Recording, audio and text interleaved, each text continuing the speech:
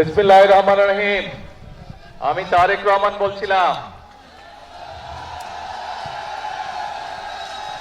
প্রিয় ভাই বোনেরা, উপস্থিত মুরব্বীবর্গ, এলাকাবাসী ভাইরা, আসসালামু আলাইকুম। কেমন আছেন আপনারা?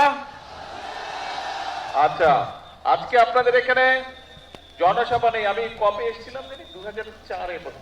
2004-এ না? হ্যাঁ, 2004-এ এই এলাকায় কিন্তু আমি এসেছিলাম, মনে আছে? হয়তো অনেকের সাথে সেদিন দেখা হয়েছিল।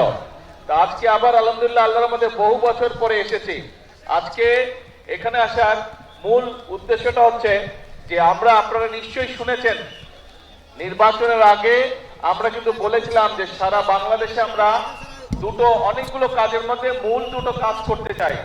একটা হচ্ছে এই খাল খনন, যেটা শহীদ রাষ্ট্রপতি জিয়াউর রহমান শুরু করেছিলেন। আরেকটা হচ্ছে বৃক্ষরোপণ সারা বাংলাদেশে, এটাও শহীদ জিয়া শুরু করেছিলেন। দেশনেত্রী খালেদা জিয়াও এই কর্মসূচি চালু রেখেছিলেন। এই কর্মসূচি আমরা আবার ইনশাল্লাহ বাংলাদেশে চালু করেছি। সেই বৃক্ষরোপণ কর্মসূচির অংশ হিসাবেই আজকে এখানে আমি এসেছি। এখানে বৃক্ষরোপণ আমরা করব। তবে এই যে বৃক্ষরোপণ করব, আমি আসার সময় রাস্তায় দেখলাম অনেকগুলো মানুষ রাস্তার দুই ধারে অনেকগুলো গাছের চারা নিয়ে তারা দাঁড়িয়ে আছে। কেউ কেউ রোপণ করেছেন, কেউ কেউ রোপণ করবেন। যেই চারাগুলো রোপণ হয়নি, আমি খেয়াল করে দেখলাম অনেকে চারা যে মাটিটা থাকে সেই মাটিটা একটা পলিথিন দিয়ে প্রাচানো থাকে, কিন্তু পলিথিনটা শুদ্ধ গর্তের মধ্যে দিয়ে দিয়েছে। তো পলিথিনটা শুদ্ধ যদি গর্তের মধ্যে আপনারা দিয়ে দেন, তাহলে তো জানেন যে গাছটা নষ্ট হয়ে যাবে।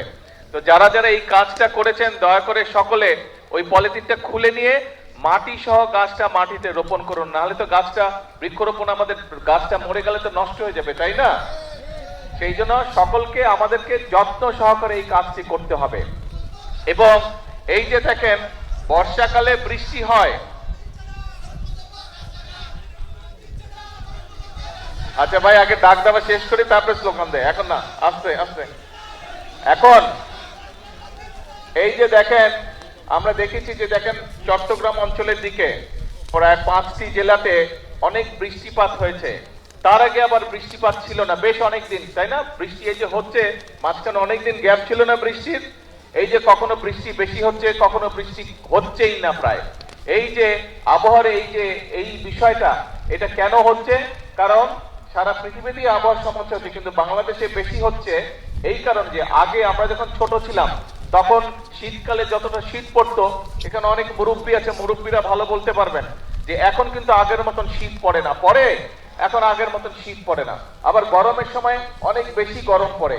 তো এই যে সব সমস্যাগুলো, এই সমস্যাগুলো যদি আমাদেরকে সমাধান করতে হয় বা এই সমস্যার কষ্টটা যদি কমিয়ে আনতে হয়, আমাদেরকে সারা দেশে অনেক গাছ লাগাতে হবে।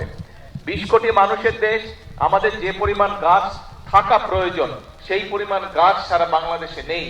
এবং সে কারণেই শহীদ জিয়া যে কর্মসূচিটি শুরু করেছিলেন, দেশনেত্রী খালেদা জিয়া এই যে বৃক্ষরোপণ কর্মসূচি থেকে এগিয়ে নিয়ে গেছিলেন।